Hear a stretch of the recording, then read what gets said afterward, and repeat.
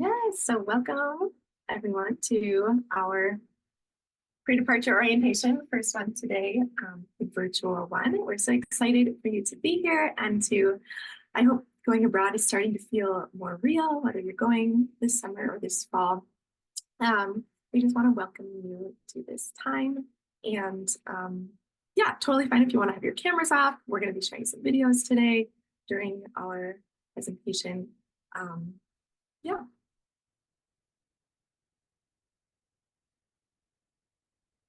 So this is our international and off-campus programs team. You have probably met with one or a few of us, maybe a member of our global ambassadors team as well, but we all do things here in the office. Work very closely together to help get you ready for these experiences. And like I said, we're so excited for you to go. And please feel free to reach out even over the summer if you have questions. We are still working and here to support you. So we have all been study abroad students ourselves in your shoes, and we can remember maybe what it was like, what you're feeling in these moments. Like Virginia was just saying, booking your flights, packing, starting to think about a lot of the things we're going to talk about today and tomorrow. And we're so excited to go on this journey with you. We have a student resources site you can see linked in the QR code in the top right corner. That QR code will appear a few times throughout the presentation. And we can also make the link available to you if you don't have it already.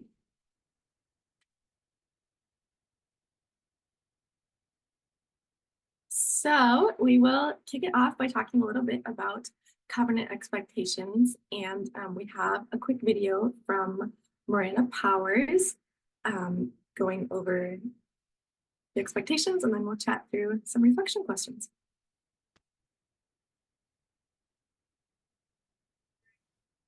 Hi, Bethel. I hope you are well today. I'm Miranda Powers, and I serve here as our Vice President of Student Experience. I'm here today to talk to you about our Covenant for Life Together as you study abroad, whether that's this fall or next interim. A couple things that I'm going to talk about today are, does our Covenant for Life Together still apply? I'm going to touch a little bit on safety, though I know that Zach Hill will be covering that as well. And then also I'm going to talk about some specifics of our Covenant for Life Together. So I'll keep this brief, as I know that you're learning lots of great things today. One of the things I wanted to note is that in your study abroad manual, there's some really good guidelines about behavioral expectations. So please review those before you go on your study abroad trip.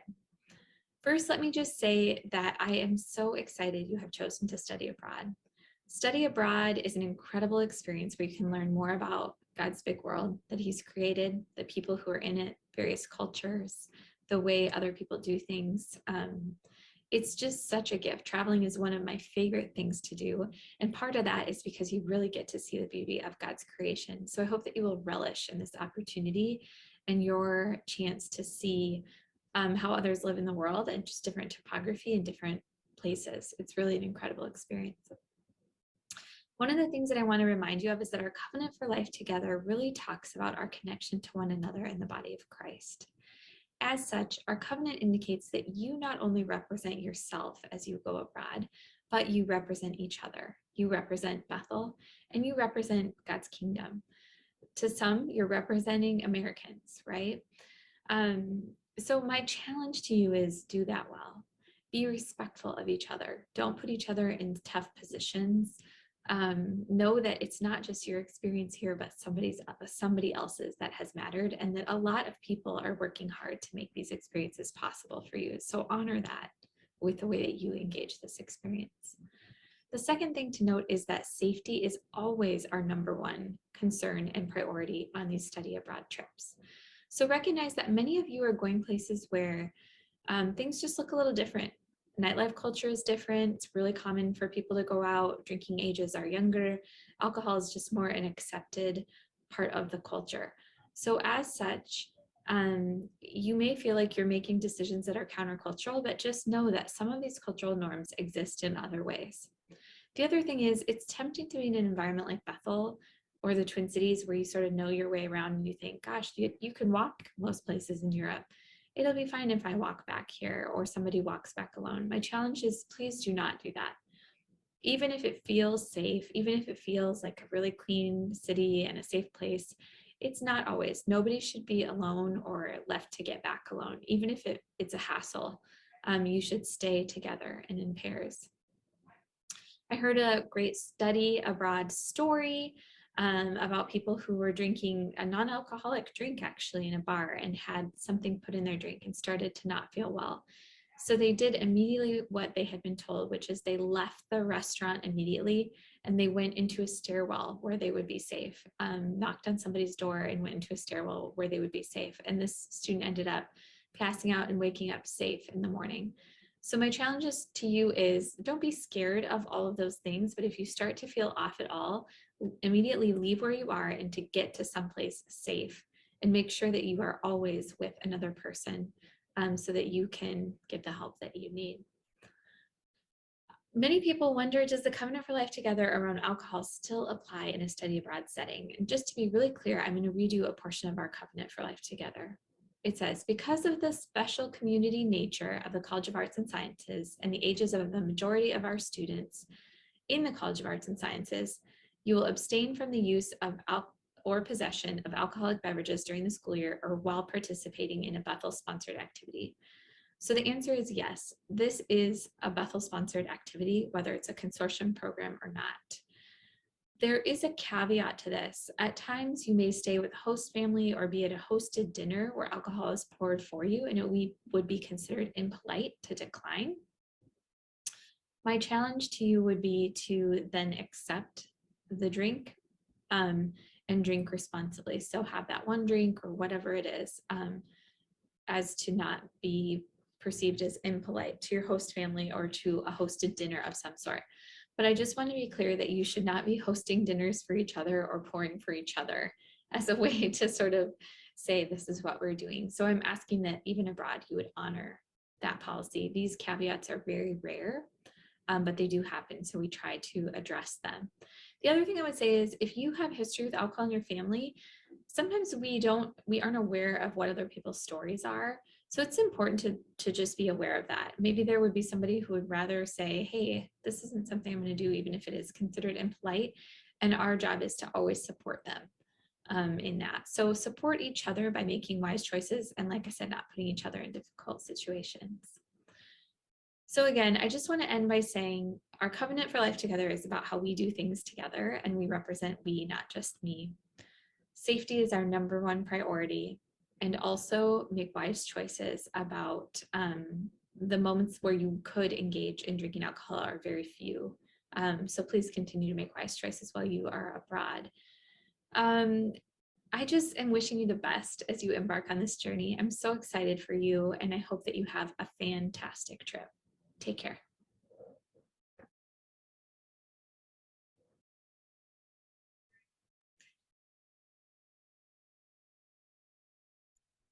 So, as Miranda mentioned, safety is the number one priority. And as part of that, it is really important then just to reflect on drinking culture and your values and boundaries and beliefs ahead of time prior to going off campus.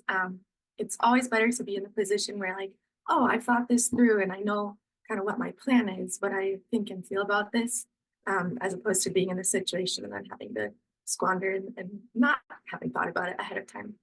So yeah, kind of knowing the expectations of the Bethel Covenant, I would really encourage you to take some intentional time amidst your packing and other prepping to really think through some of these issues. So as we all know, when alcohol is involved, vulnerability is increased because inhibitions are reduced. So you should never, ever feel pressured to drink if you don't want to, even if it is a cultural norm or expectation. Please always feel empowered to make the choice that you're not going to do that. Nobody is ever going to tell you that that was a bad or the wrong decision. And also, if you find or you believe that somebody in your group is in an unsafe situation or something is going on that needs to be addressed, please let an on-site director, a resident coordinator, somebody know what's happening. It's not tattling. Again, when alcohol or drugs are involved, it's immediately a high-risk situation, and it's just important to let somebody know so it can be addressed. So none of this is to scare you, but it's all just to get you thinking ahead of time what situations you might encounter. So it might be beneficial, for example, to do some research. What is drinking etiquette like in the place where you're going, whether that's somewhere else in the US or abroad? Um, what are the age restrictions around that? What are attitudes around alcohol? What are some situations in that culture where I might find myself around alcohol or maybe even having it poured for me? What will your boundaries be if or when that happens? How are you going to respond? And then also, do you know how alcohol affects you or what your drinking limits are? If you were to accept a drink, have you had alcohol in the past to know how that impacts you? Because it's different for every person, and you would want to know ahead of time what that's going to be like so you're not surprised in that moment. Um, Next, how can you make sure that you're safe if you find yourself not sober? Whether it's a situation like Miranda described, where something gets put in a drink that's maybe even non alcoholic, or you are choosing to drink, have a plan. How are you going to get home? Know who you're with. Are they trustworthy? Who can I reach out to? What phone numbers do I have? And just along with that in general, what are your boundaries when you decide to go out? Um, am I going to choose to drink alcohol in this situation? Or am I going to have integrity? um, and not do that. So again, safety is the number one priority. We want to make sure that you're safe. Alcohol is a really easy way to ruin a really wonderful experience. And so again, we want to empower you to make choices that are in line with your beliefs and in your integrity. And we'll have you be a good representative of Bethel, of the United States, and yourself. So, with that, I will transition to Nikki talking a little bit more specifically about safety generally. Okay, hi everybody. I can't see myself. I can't see you guys, so it's very odd. I don't know where to look. And if I'm looking in a weird direction, please chat me. I'm just gonna focus to the camera. Hi, welcome everybody. Hi team. This is super exciting for all of us. I have had the chance to work with you all individually, but to have you all in a group, let me admit Grace. It's so exciting. I feel like it's a fun cohort. I'm excited for you all to meet each other tomorrow. Let me invite Charles. I'm excited for us all to grow in community together because we're all doing very fun, fantastic off-campus experiences. Tomorrow is going to be a great day, our 2-hour session where we are able to meet each other, learn about our own cultural values, our own mental health, and then talk to an alumni. And it'll be just a really fun time. Today is not the content is not as fun.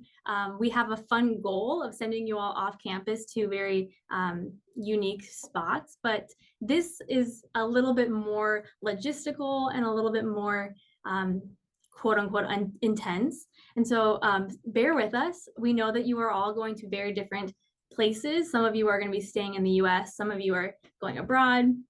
This applies to all of you. This applies to anyone who is even here at Bethel in the Twin Cities. So please take it in and hold some space to learn and grow, even if you feel really confident already. I'll be talking a little bit about risk management and safety abroad, managing your own safety abroad or off campus. A lot of the content that I'm going to share came from Zach Hill. He was our previous Director of Safety and Security. The current Associate Director is Dylan Henges.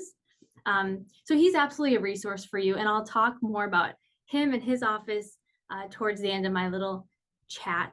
But I want to start by saying that safety is elusive. We know that God is ultimate safety for all of us. And so God intended for us to pursue safety and to have safety. And when you think of a perfect world, the world that God intended for us, it was perfectly safe. God grants safety. He wants us to be safe, but we don't live in that world. We live in an elusive world where we don't always have the ability to be safe. And so that's kind of the foundation that I want to spring off from, because I know that a lot of us are carrying a lot of prior knowledge about maybe you've done a lot of traveling yourself, maybe you've been abroad before. You might be so confident that you are going to be safe and you're going to be good to go. And some of you might be on the other side of the pendulum where you're saying, I have anxiety because I feel a little bit of fear. I can't plan. I don't know what it looks like to be at my program. And I want us all to kind of meet in the middle and hold space for that tension. If you do, do it as a favor for me. Don't be so confident, but also don't worry too much. There are things that we are called to, there are things that we are called from God, from the Lord, to be able to pursue that will keep you safe. One of those things is relational safety. We are called to pursue relational safety in this fallen world. That could mean finding a community of believers, finding even just one believer, one person who is a Christ follower in your program, finding your mission mentor abroad, or seeking a local church, or plugging into the church community. Whatever you can do, pursue relational safety, because there is a trust that we can have when we are surrounded by people who believe what we believe, and we are called to do that. But on the other side of things, we are called to pursue circumstantial safety, and that's a lot of what I'll be talking about today. It's all the stuff that God has given us the wisdom to prepare and know and be situationally aware, so that wherever we're going, we can take care of ourselves, knowing that we are not going to have this perfectly safe world that God intended to us here on earth. So I'm going to talk about something that Zach Hill, the previous director of safety and security, calls situational awareness. I'll let him define it. He does a better job than me, I'm sure. So the definition of situational awareness that we have, that I want you guys to follow, is it's a set of skills needed to identify a threat at a distance to completely avoid the conflict. And that really is the key there, is avoid the conflict. It's not having situational awareness so that you can engage and that you can fight and defend something off. It's no, hey, I see a situation, I see something that could be a potential threat, and I'm not even going to go near that spot. We have intuition built into each one of us, and that intuition, we feel it in different ways. We feel the hair standing up on the back of our necks. We might feel just this weird pit in our stomach. We might get goosebumps. We might get kind of shaky or nervous. And that is our intuition talking. Our body is sending us signals to say, hey, something about it in this situation isn't right. And we're really the only animal that does not listen to that intuition. If you're walking down a hallway and you need to get into an elevator, you walk up to the elevator and you see a guy standing in that elevator, and you get all those signals that I just talked about. You get that pit in your stomach, the hair on your neck actually stands up. We'll actually rationalize ourselves into getting in that elevator when our intuition is telling us, hey, this doesn't feel right. This feels like a dangerous situation. And we'll rationalize it for a bunch of reasons, right? We'll rationalize it because we don't want to make that guy feel uncomfortable, or we just want to take the quick way down. We'll come up with all sorts of reasons as to why to do it. And in doing that, we're putting ourselves potentially into a harmful situation. Whereas if a deer was walking down the hallway, needed to get into an elevator, and a lion was sitting in that elevator, the deer would be like, nope, not today, and it would take off. It wouldn't even hesitate or think about it. And so that's how I want you to start thinking about your intuition. Your intuition is a defense mechanism for you. What is the worst thing that could happen when you listen to your intuition? You offend somebody, you make somebody else feel uncomfortable, but you take care of yourself. Your intuition always has your best interests at heart.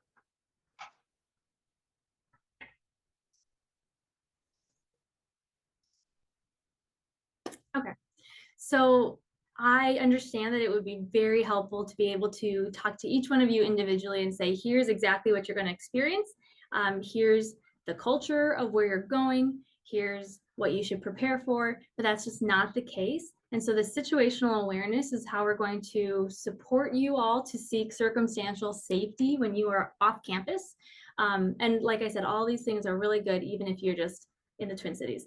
So whenever you are not with your program provider, your director, your on-site staff, when you are traveling with friends, or you are going to dinner with your host family, whatever it might be, whenever you are in a situation that is not the norm, where you have built-in trust, what I'm going to ask you to do is to be situationally aware. And how that can start is by assessing your own personal personal self. How do you feel? So we think of it in 4 different levels. One of the first one, the one that maybe you all are feeling, maybe not, but think of it as like, I'm at home, I'm feeling so good, I'm trusting my environment, my family's here, I'm safe. That level of I can tune out and be absolutely confident that I'll be safe, that would be like a level 1. Level 2 would be in a relaxed awareness. I would argue that I am relaxed and aware right now. A lot of you, if you're on campus, if you're in the dining center, you might feel really relaxed and aware of your surroundings. It's not uncontrollable what you're experiencing. It's a controlled environment, but you still have to kind of carry yourself a little bit more differently. Think of if you're at like a coffee shop doing homework, you have a relaxed awareness. That's level 2. Level 3 would be a focused awareness. This is like if you're at an airport and you are holding all of your stuff nearby, you have your AirPod in, but you're listening for any announcements maybe. It's not a controlled environment. You don't know what threats might come, and you can't 100% tune out. That's a level 3. And then level 4 would be an engaged state, and that is just when you are, not just, it's when you are engaging with a threat, and you're going to stay at that level or state until the threat is gone. You've removed yourself and you're back at a level 3. I like to say that you don't have any awareness when you are at a level 4 because you are engaged. You are engaged with the threat. And so you can't really process and go, I think I'm engaged right now. You just think, I need to remove myself. How do I get back to a level 3, a 2, or a 1? So assessing how you feel on any of these different levels is really helpful to be able to know, what do I do next? What should I prepare for? How can I be more aware? And then in addition to that, say you're feeling at a level 2 or a 3 where you're not super tuned out, but you're also not engaging with an active threat. Look around in your environment, because your environment is very important to be able to clue you into what threats may come. Assess control, who has it. I would say, like, think of a concert venue. Who has more control, you or the bouncer, or you or the bartender, you in the middle of the mosh pit, or someone closer to an exit? Who has more control? That's a really good thing to clock. Also, look around, see if there are any noticeable threats. Threats can come in a variety of ways, but usually threats come in the form of people. So take in, what are they wearing? Do they have backpacks? Do they have large coats? If you can see their eyes are really important to be able to assess any noticeable threats. It's kind of like at the airport, if you see something, say something. Be actively aware when you are in a different environment. And then third, think about the location. Does the location have a history of being a threat?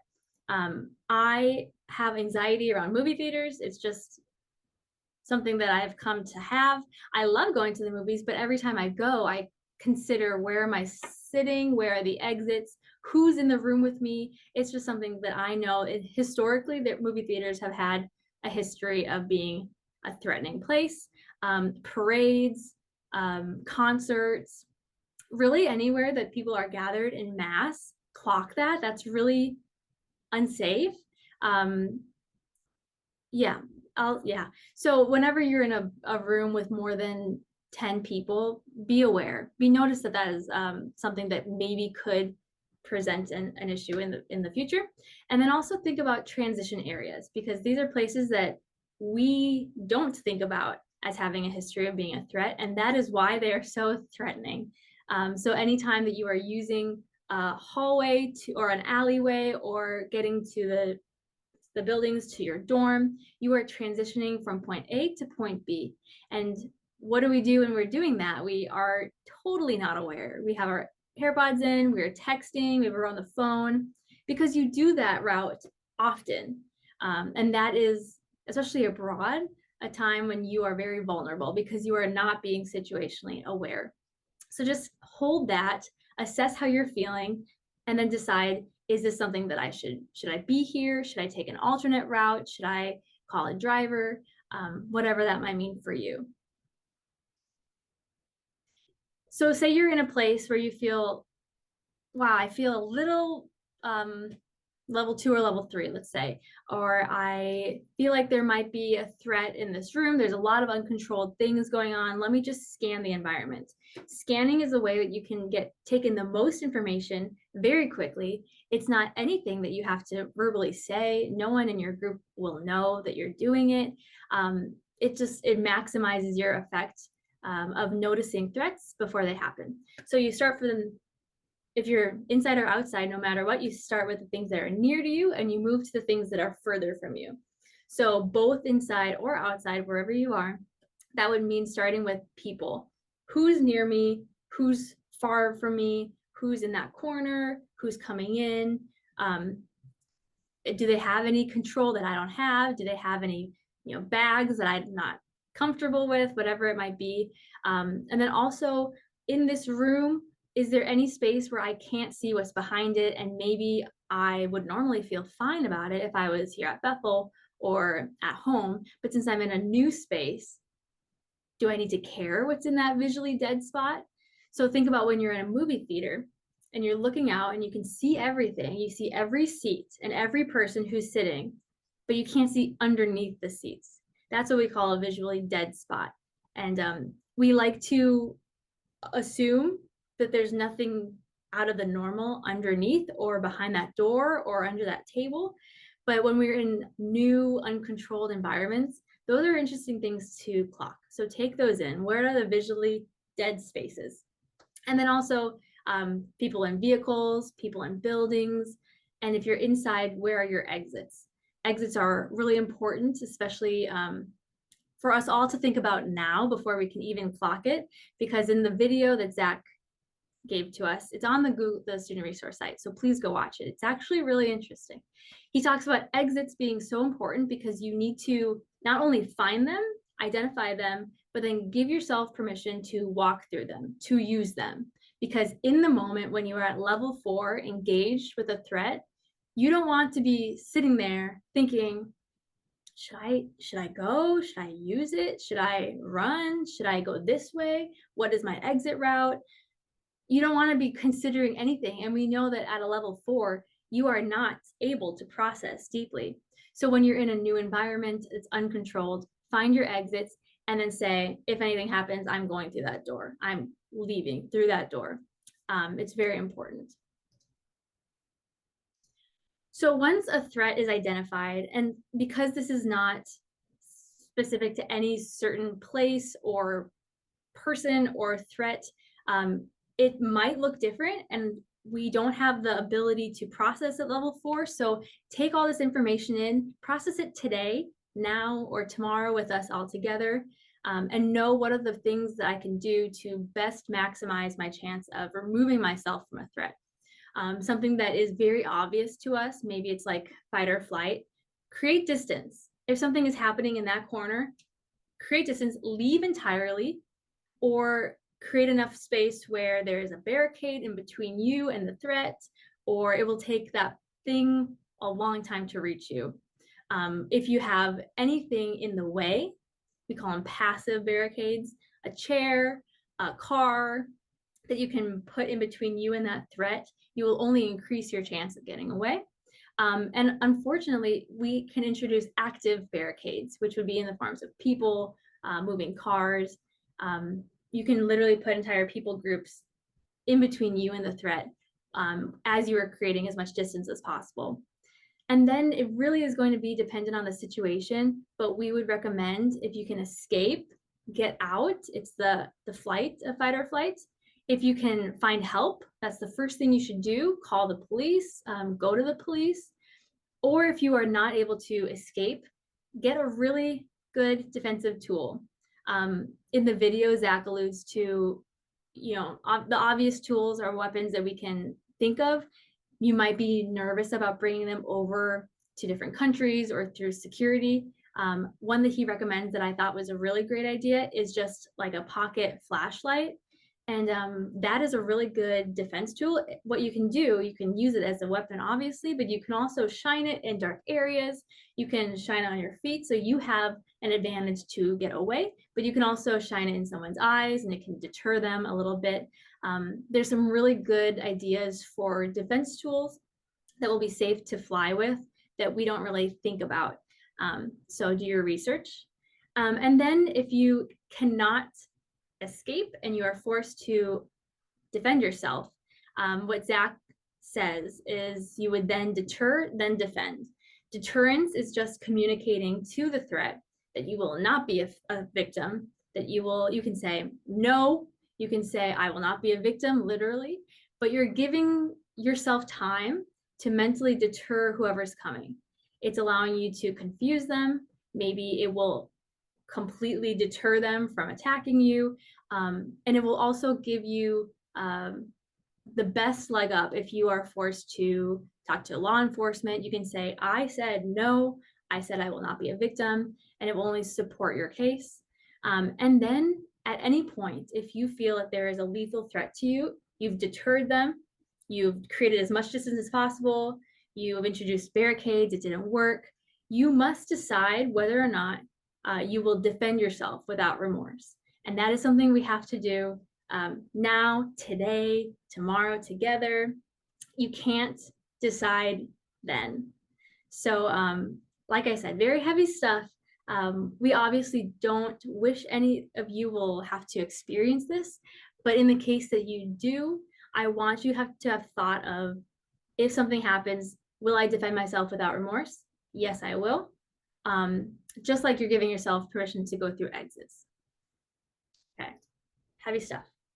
I just wanted to put this up because I think that a lot of us haven't called law enforcement before. Maybe you have. If you have, I'm really sorry, that's a very traumatic experience, but we don't want the first time you call law enforcement to be thinking about, oh my gosh, what do I say? How do I best communicate? We want you to have received this information, and this is how Zach Hill recommends to call law enforcement. So first and most important is to identify yourself and where you are, your physical description, your physical location. So you say, hi, I'm at this place, I am the blonde, blah, blah, blah. And so that when they come and they arrive, they know exactly who called and who the threat is, or what the threat is presently. So state the threat, but try not to say anything you did if you got into a physical altercation. Just state the facts. There is someone here who has this type of, who's experiencing this type of sickness, ailment, so that they're able to help. And then also say what you need. So you would say, I need an ambulance, I need police, I need ambulance and police at this location. He writes it perfectly. He says, I need police and an ambulance to respond to my location as I may be going into shock. So you would say that, something to that degree, 1 to 3 times. You yourself might be deterred in any way. Do your best to identify who you are, where you are, what you need. And then if you are in immediate danger, hang up the phone. Of course, this isn't a perfect formula, but I want you to have thought about it before you go off campus in the case that you do need quick assistance, if you are actively in a threat, if you're in immediate danger, to be able to know how to communicate to law enforcement. I just wanted to wrap up the heavy stuff with this quote. This is something that Zach put in his video. He basically writes, this rabbi, your love and kindness is still there. Your compassion is still there for every single member, for every person that wants to come in. But you have to realize that as a reality out there, you just got to be careful. So we are so walking that line between having confidence in God, that God grants us safety. He wants safety for us, while also we are living in a world where safety is elusive. And that we might have to engage or act in ways that don't align with how we see ourselves acting, today. And when that time comes, if you do need to defend yourself, if you need to call law enforcement, if you're involved in things that are making you uncomfortable, know that your love and kindness is still there, just like God's love and kindness is still there as well. Just some tips, not as deep stuff, things that I think would be really helpful for you all. Like I said, we can't do our research for you. You can do your research yourself, and here are the things that I think are the common tips that could help you. First of all, know where you're going. All of you actually should have a provider or a program somewhere who is sending you information, who is getting you ready for arrival. Maybe they're doing their own pre-departure orientation and they're saying, here's what you need to know about the culture of Korea. Whether or not they're sending you stuff, do your own research, know things like the weather, which is really important, the packing, but even things like crime trends, any unrest, any protests that might be popping up, any updates for COVID, how is the country doing, how much money you need, local customs, how are you going to get through the airport, places you shouldn't go, places you should go. All of that is up to you to do the research for yourself because you're the one living it. God granted you wisdom, so please take some time over the next couple weeks to look into that. And then if you are traveling far, great distance, photocopy your passports and we would recommend a backup drive of all the things that you do need for documentation. I know some programs will require you to travel with your passport and 2 photocopies, a photocopy of your visa. If you're in the US, I would recommend carrying a photocopy of your student ID and your driver's license. It's actually really important and really nice to have it physically. I have a photocopy of my passport on my phone and you all have uploaded into our VIA, or you will. So it's online, but what if you're in a place where you have no Wi-Fi or you need to really quickly show it? It's a thought. And then also have your emergency contacts readily available. Don't be an obvious tourist. And what I mean by that, obviously, we all will arrive and be tourists wherever we're going, whether that's Michigan or Costa Rica. It will take time to adjust and settle into a nice routine, but review your routines, be situationally aware as you are navigating, especially in the beginning. There are ways that we carry ourselves that seem a little bit more American, so be aware of that. Having a routine, like I said, those transitional areas can be awesome and they make us feel so close to our host culture, but they can be dangerous if people are kind of grabbing on to exactly where you should be at this time. When you're traveling, we recommend using the university address on your luggage tags or your destination university address on your luggage tags, but remove them really quickly when you arrive. Wear the right clothes when you are traveling. Be careful if anyone is like shoulder surfing, they say. Kelly told me a really interesting story about someone like booking an entire flight or something over someone's shoulder. She'll tell it tomorrow. It's interesting. And then, so get through security fast. If you are ever staying by yourself or with friends in a hostel, hotel, Airbnb, especially if you are a female, don't answer the door for anyone. Call the front desk if someone knocks on your door. You can always leave your TV on and be aware of your exits, where you are located. Last thing I'll say, you have so many resources to manage your own circumstantial safety. One of them is your on-site contacts and staff. Your providers are doing so much. They need you so safe. And we will have all of their information because it's part of your remaining forms. So you will be able to identify who they are before you even leave. And if anything happens, we will be in contact with them, they'll be in contact with us, but also use them as a resource. So many times I meet on-site staff and they're like, hey, your student broke her leg and she didn't even tell me until she was like all cleared. Tell your staff, they're there for you. They're your on-site support, because telling them will let us know how we can help as well. You also have a Bethel contact, Dylan Henches, and he is the Associate Director of Safety and Security. What I'll say about their office is that they themselves are a resource for you abroad, just as if you were on campus. The emergency number is on the back of all of the student IDs, which I didn't know that until recently. What a nice support resource. If it's not on the back, maybe I have an old ID, write it down, put it in your contacts so you have it.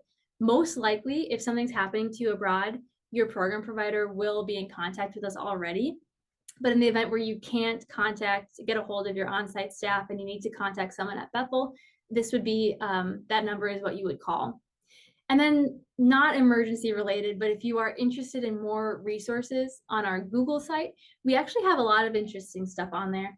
We have stuff on a really interesting video I just linked. It's the role of the news and fear and worry. It's a really interesting video. I highly recommend you watch it. But also just information on, political upheaval, safety in relationships, harassment, how you travel safely, and then also just general precautions.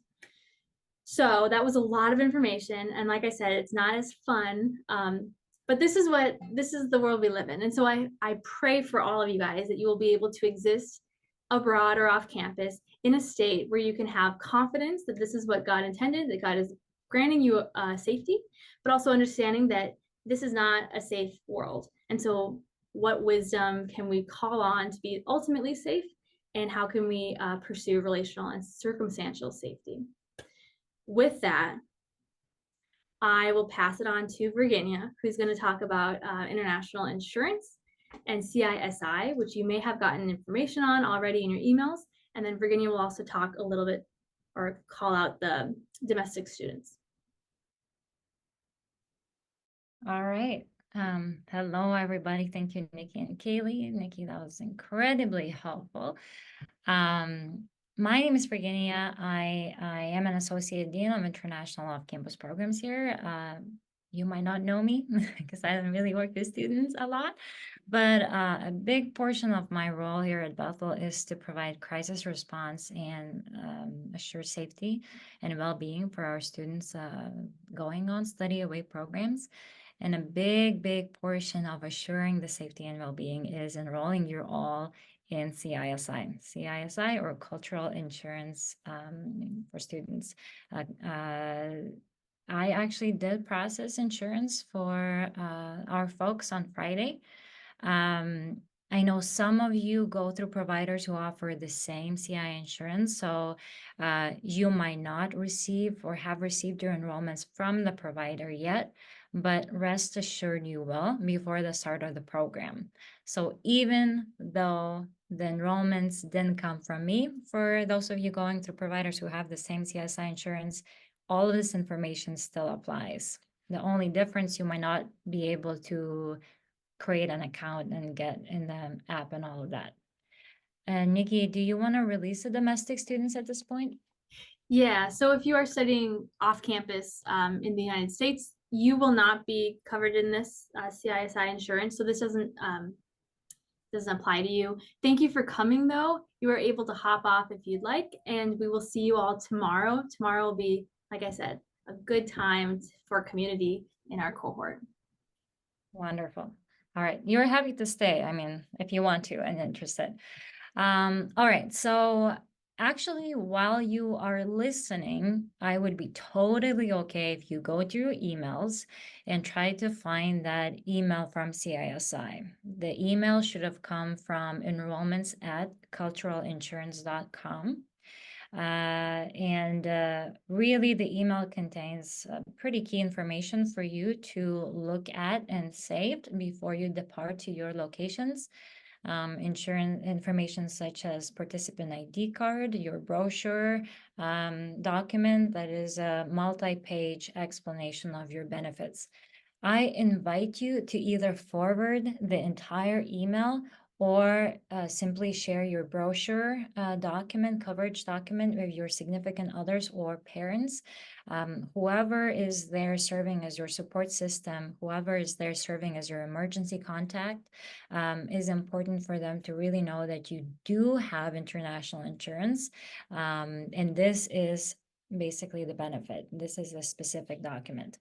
You'd be surprised how many parents don't know that their student has insurance and get surprised once we need to use it. So I really invite you to do that. I think this time around, we're going to try to send an email to your emergency contacts as well before you all depart, just to test the email addresses, but also share the coverage document.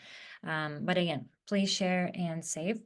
If you find the information on the ID card presented inaccurately, meaning your name is misspelled, your date of birth is inaccurate, the coverage dates, the duration of your program abroad is inaccurate, or anything of sorts, please let me know before you depart. It's very easy for me to update that information before you leave.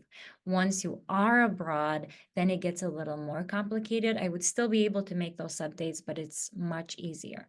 So again, use this time now, go find the documents, and just double check. We'll have a little bit of time for Q&A if there's anything that you are unsure about or have questions about. Absolutely, we can chat at the end of the session, or I can stay a little after.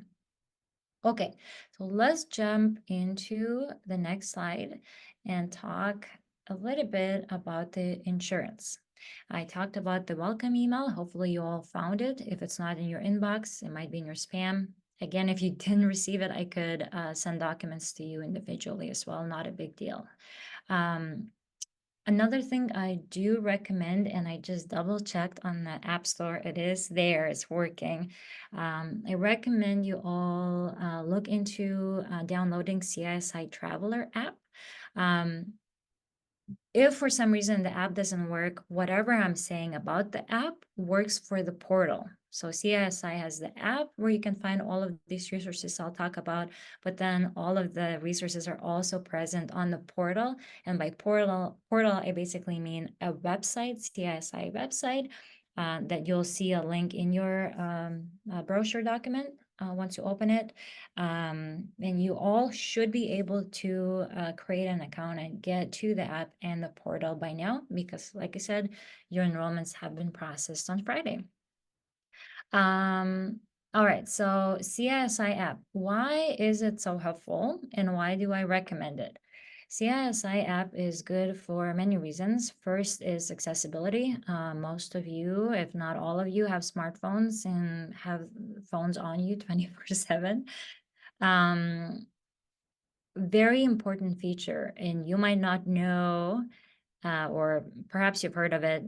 It was really popular on great Facebook days. If there was a natural disaster or something, civil unrest, people would be able to check in as safe on Facebook, and then it would send notification to their immediate circle of friends that they are safe. The app functions the same, has the same feature, check-in feature. So basically, if you're going through some unrest, again, civil unrest, natural disaster, anything of sorts, you are able to basically click that button, check-in button on the app, and the app sends me, your sponsor, Bethel is your insurance sponsor, an update that this student is safe. It is an incredibly reassuring thing for us all to know that you're safe during a crisis moment, and it only would take you a second. Another important feature that this app allows you is to really create a comprehensive itinerary of your travel, period of your travel. As someone who is processing your insurance, I'm only able to select one location for you, one primary study abroad location. A lot of you, if not most of you, will be going to alternative locations on your independent travel. It might be as a tourist, you might choose to go to one additional location or 5 or 6 additional locations. What CISI is encouraging you to do is go on that app or the portal and really build your itinerary that would match your comprehensive travel plans. You don't have to do that right now.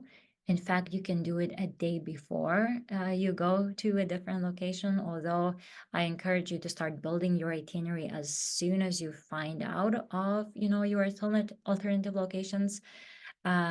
Basically, what that does for CISI, it enables them to pinpoint you easier during a crisis moment. So let's say you're going to Segovia for your primary location, but you know for sure that you're going to go to France, Paris, as one of the stops. Go ahead and add the France, Paris in your itinerary with specific dates. If something happens in that location, CISI would be able to give you and us heads up. the app in the portal also allows you to access all of your documents there. So again, Nikki emphasized the importance of you having paper copies of things. I still think it's a really good thing to have a paper copy of your ID card and CSI insurance ID card and just keep it in your wallet or your backpack or whatnot. But if for some reason you don't have that paper copy, you cannot access, you know, it anywhere else, you can always go to your app and pull that document, that information up through the app or the portal. You can also locate a provider, and the provider basically they mean a health professional. So let's say you are going through some kind of a malady. I don't know, you God forbid broke your leg. You need to see a doctor immediately, and you want to see what are the nearest English-speaking doctors or nearest clinics. You literally click on the provider, locate a provider tab on the app, and you can see all of the options in your area. Very helpful tool. Again, you can connect with the 24/7 assistants or AXA folks on the app. You can even file a claim through the app, contact CISI person directly through the app, or even look up travel warnings or alerts happening in your location. So really very comprehensive list of things through the app. Let's see, other things. I mentioned AXA assistance briefly as I was going through the benefits of the app. Truly, AXA is one of the greatest benefits. I think, when I think of this insurance, AXA will be your go-to resource for any insurance-related questions. Once you find your insurance ID cards through that email that CISA sent you on Friday, at the very bottom of your insurance ID card, you'll find a number and an email address for AXA. There are two numbers. One is when you call from the United States, and one when you call outside of the United States. And they're operating 24/7. I always find great success when I contact them via email. When you contact them via email, it's important that you provide your full name and your coverage number. Your coverage number is identified in the insurance on that insurance card. And again, if you have any questions about this and how to contact AXA, or you would like me to do that on your behalf, totally fine. You can contact me and I'll serve as a liaison and help you walk through that process. I do it all the time. But I think AXA is incredibly helpful because they are able to refer you to a professional. They're able to even help you answer questions. Let's say you have questions about your medication. You are not sure if the country you're going to would even permit you bringing specific medication, especially if it's prescribed. You can reach out to CSI, the AXA line, and they could do that research for you and figure out if you would be able to cross the border with specific medication, for instance, or if they would be able to find that medication in your host location or ship it from some other country. So basically anything, any medical related questions, safety, security related questions would be answered by your AXA person. And again, I'm happy to serve as a liaison for that. This insurance is also covering your charges for anything pre-existing. So if you have a pre-existing condition that you have and you go abroad and you incur charges because of treatment of that pre-existing condition or related to the pre-existing condition, CSI will cover those charges as well. There is a $500 limit for that, and it might sound like a small amount from a United States cost perspective, healthcare cost perspective, but really, you'll find that anywhere outside of the United States, the cost of healthcare is much less. You also can set a continuation of care treatments. So let's say you are seeing a physical therapist here for a certain injury you had, and you know that you will need to do at least a few more additional PT treatments when you are abroad. CSI is able to set those up for you in your host location. Again, there is a requirement or caveat for that. They ask you to fill out a special form, which I would walk you through it if that's kind of your situation and you need the service.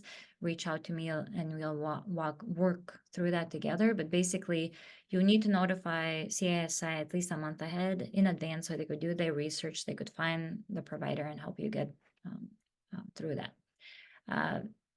Basically, lots of benefits, right? This insurance is zero deductible.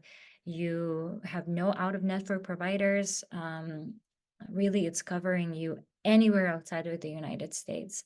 They're asking you to pay for minor injuries and minor bills, costs, expenses yourself, and then submit a claim. It's a one-page document, which is very easy to fill out, and I'm happy to do that for you or with you if you'd like. But they're basically asking you to pay for it and then submit a claim with receipts for refunds. Reimbursements take up to 15 days usually from the day you file. So it's a pretty quick turnaround, and you have up to 1 year to submit that claim, 1 year after you incur the charges and had that sickness or injury or whatever. If there's a larger bill or a major injury, their goal is to pay for that directly to the clinic. Basically, again, I would be happy to work with you through that process, but they're very good about refunds and happy to pay on your behalf if need be. There's also a very reassuring mental health benefit if you want to see a mental health professional while abroad. There's that benefit for you. I think there's a limit on how many sessions you might be able to have. The CSI would try to find someone locally so you could meet someone in person, but if that's not a possibility, then they would try to find someone from another location for a virtual session. I talked a little bit about claims. Happy to help you with the claims. Hopefully you don't need to do that, but if that's the case, I'll be your person. If you do have plans to go abroad before the start of the program or stay and travel longer after your program ends, you have an opportunity to extend your insurance to cover you for that time period as well. And if that's the case for you and you have questions about that, let us know. We will walk you through that process. I know I'm very short of time, so I'm kind of speeding through the quarantine benefits and COVID. I think we have a next slide for that. So really, COVID, when you go abroad, you'll see COVID is not the quarantine and the isolation and masking, all of that is not really a thing anymore. However, if you do find yourself in a situation where you do need to test and provide negative test result as a result, as a condition to enter the country, please know that CSI wouldn't cover that. CSI would cover you if you get sick with COVID abroad and you need to buy medications to treat for COVID, or you need to see a professional while abroad because you got COVID, that all would be covered. But if you are required to provide a negative COVID test to enter your country or whatever that is, CSI wouldn't cover that. You also have a quarantine benefit. It's $2,000. Basically, if you develop symptoms when you get abroad and a medical professional or a government really says that people need to quarantine who have symptoms or are diagnosed with COVID, then the $2,000 quarantine benefit would kick in, and CSI would cover your additional lodging expenses and whatnot. I think that's really reassuring to know.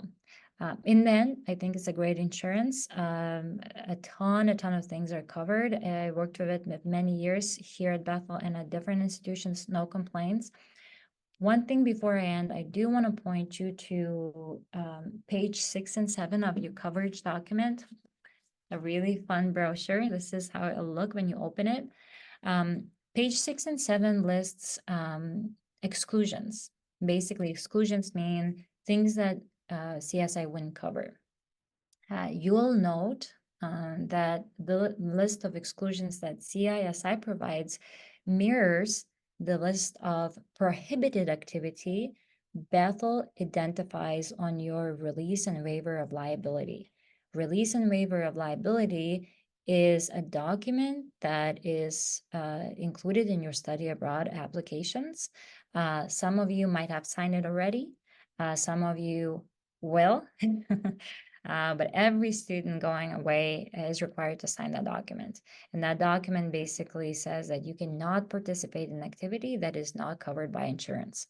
So again, page 6 and 7 specifies that, but just kind of good rule of thumb is extreme sport. Don't drive a vehicle because anything, if you get injured while driving a car, rental car abroad, your injuries would get treated, but your vehicle wouldn't be covered by CSI, and the injuries of other people caused by your accident wouldn't be covered as well. So just good rule of thumb, don't drive a vehicle abroad and don't participate in activities under extreme sport category. So those would be specifically, let's see, I have a list here. Specifically, again, these are on page 7. Mountaineering where ropes or guides are used, hang gliding, parachuting, bungee jumping, racing by horse or motor vehicle or motorcycle, and parasailing. Not that many of you are thinking of doing these activities anyways, but it's just good to know that if you get injured and hurt while doing these activities, CSI wouldn't cover the treatment cost. Fun stuff, right? Hopefully you don't need to think about this insurance, but if you do, you have good coverage, and I'm here as your resource. So we have, basically we're out of time, but we will stay a little bit longer. If you have any questions about the insurance or anything else mentioned in this session, we are here to answer your questions. Right, and we'll also be with you tomorrow. So Yeah. And if you need to hop off, also wish you the best, and we'll see you tomorrow.